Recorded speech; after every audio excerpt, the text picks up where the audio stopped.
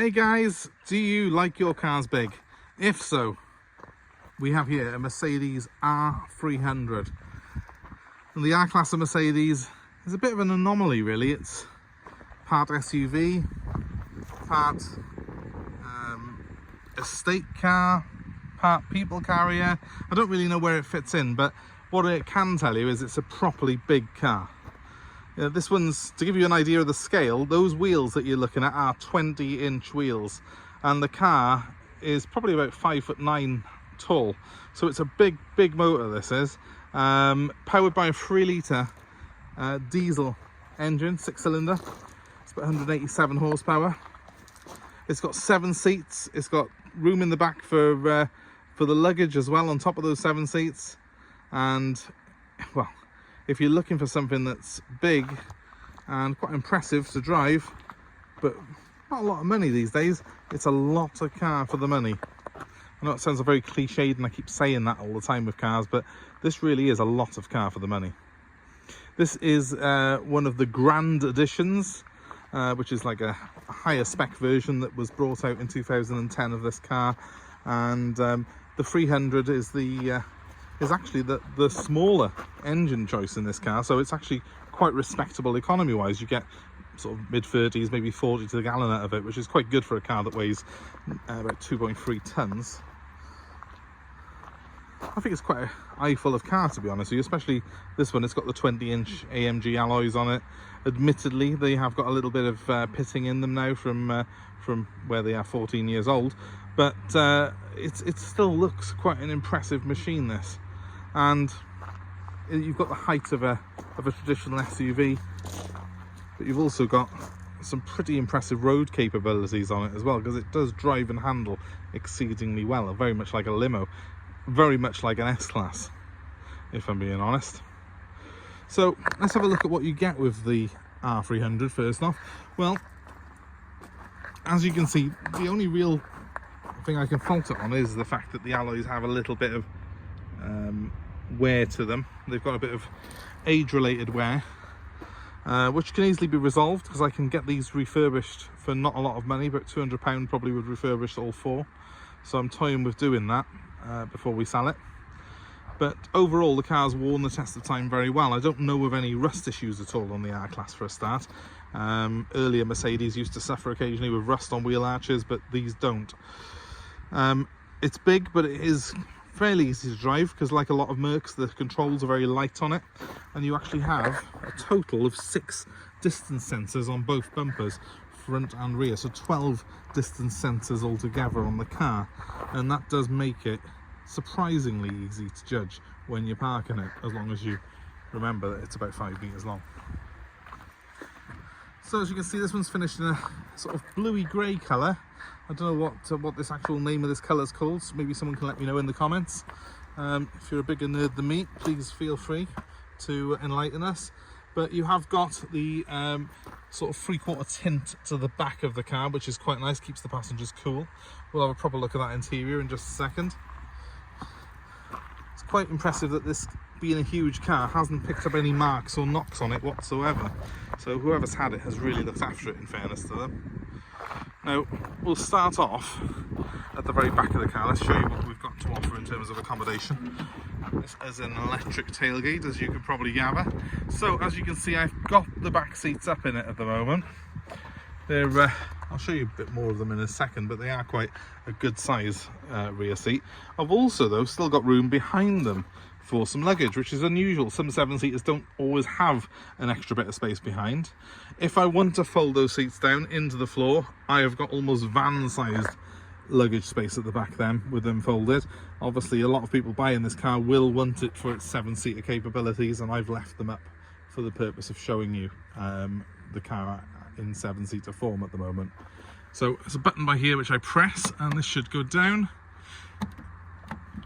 I think for some reason it's not going down on that. It was earlier on. Probably something I've done wrong. Soft close though on the boot, which is nice. We will obviously get that boot latch checked why it's not working electrically. I think it's probably something I've done though, because you can turn that off if you wish to. Right, so it's a 3-seater on this back bench here. The middle seat is a little bit on the small side, a little bit on the firm side, but there is quite a bit of space in the back here for 3 adults if needed. And you have got the vents in the middle there for the air conditioning to keep them cool. What I do love on this car is how easy it is actually to get into the back. So you pull this lever by here, and here's a two-handed job, so the seat folds forward like so. And it's actually quite easy then to get into the back of it. And as you can see, there is proper leg room in the back of this car. It's not one of those 7-seaters that's only any good if you're under 5 years old in the back row. This is a proper 7-seater. Plenty of space for people. The back seats have even got, look, cup holders on the side and stuff like that. It's very, very accommodating in here, and they are finished very plushly in nice soft leather, which really does feel good. So apart from the fact that you perhaps have got a slightly higher floor in this back row than you have in the middle, it's still got as much space pretty much, so that's quite impressive. And again, that goes back nice and easily. These are on rails as well, so I can, if I want to, move these seats forward and backwards as well. They don't feel like they've been used a lot though, because they are quite stiff. But that's not a bad thing. I think it's obviously had quite a pampered life, I think this car has. So that's really good. I've also got the screen there. No, it's not. It's just a recess. I thought there was a screen for a minute for the climate control. No, it's just pure ventilation in the back. You haven't got controls over it. But still, quite impressive still, isn't it? Now here is the driver's seat. Again, it's very, very nicely finished with stitched leather on the doors and plenty of switches and switch gear, which all look very impressive and don't look like they've got a lot of wear in them, despite the fact that the car has done, I think it's about 120,000 miles. Let's check. Let's jump in it. Startup sequence.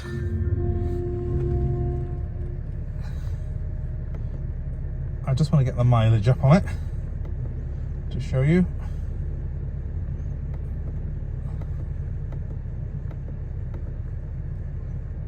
That's from reset.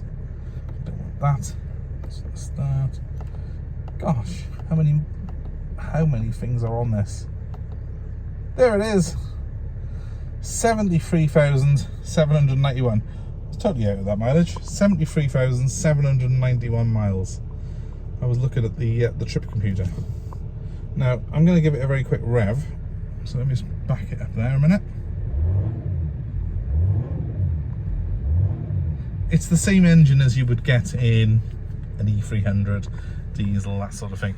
So it's very smooth, very quiet, pulls really well, and has this 7-speed column shift automatic, which is a joy to use. Now we've got, we're not listening to classic FM, we can I think put the navigation on here. Let me just try. There it is. So we've got the navigation disc for this car, so as you can see we've got the maps up, and yes, it is of its time. It's now, what, 14 years old, but does the job very well. And I do like these Mercedes systems. It's also got Bluetooth for your phone and stuff like that on it. They do work tremendously well, and even though it is 14 years old, when it was new it was way ahead of the curve, so it's pretty ahead of itself. It's pretty good. Strangely and crazily enough, even though this is clearly not a very sporty car, I have got paddle shifters on it for the gears, so I can flick through the 7-speed automatic manually if I wish to. I don't think many owners have probably done that though, because this is a car for cruising around in. It feels great when you're behind the wheel. You feel nice and high up, you've got a good commanding view of the road, and you do feel like you are king of the road in this car because it's a big old beast. And yeah, I just enjoy the space and the comfort that it offers me, really, without having to worry about racing around. But 0 to 60 still pretty respectable, about 9 seconds. I think it does about 135 miles an hour top end, so you're certainly not going to be short of performance in this car. And of course, like all Mercs, it's got cruise control, and it's a very, very good cruise control system, complete with a speed limiter function on it.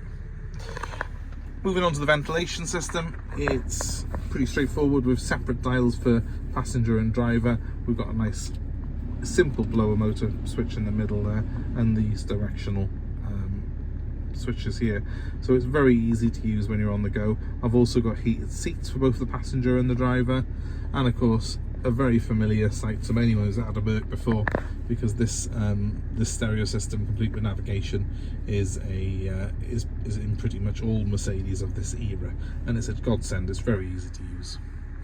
We've got a huge glove box by here, which has got the locking wheel nuts and some cables and some manuals in it, and I'll be putting up all the service history for this car in the item description.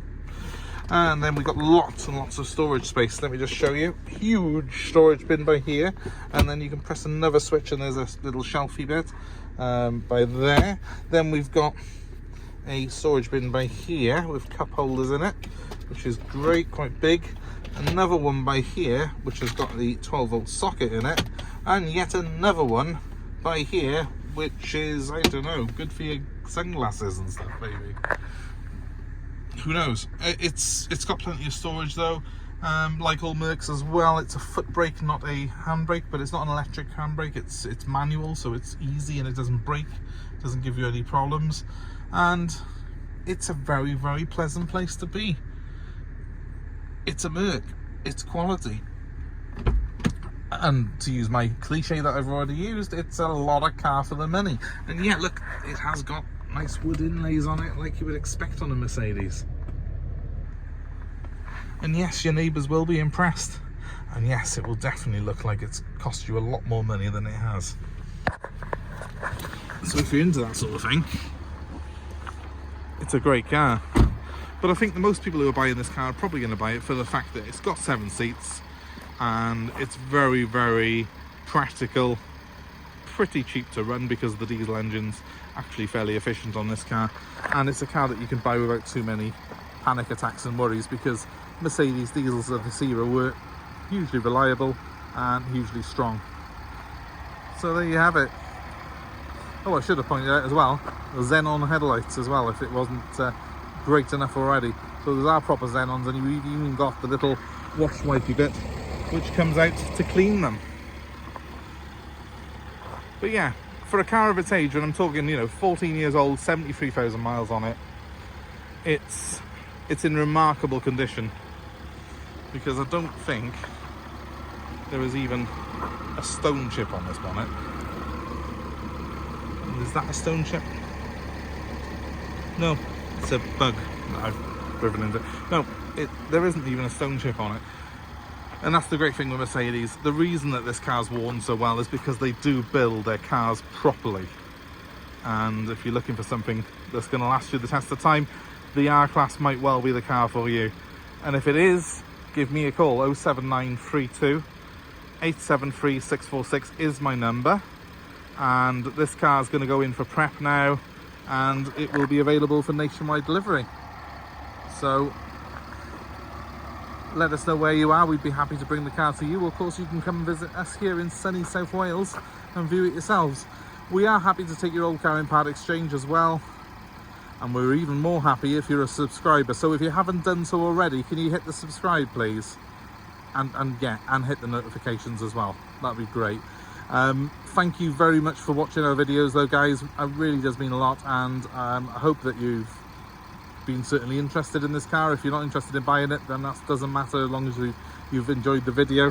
If you are interested in buying it, please give me a ring as soon as possible, and I will get a reserve for you. 07932 873 646 is the number to ring.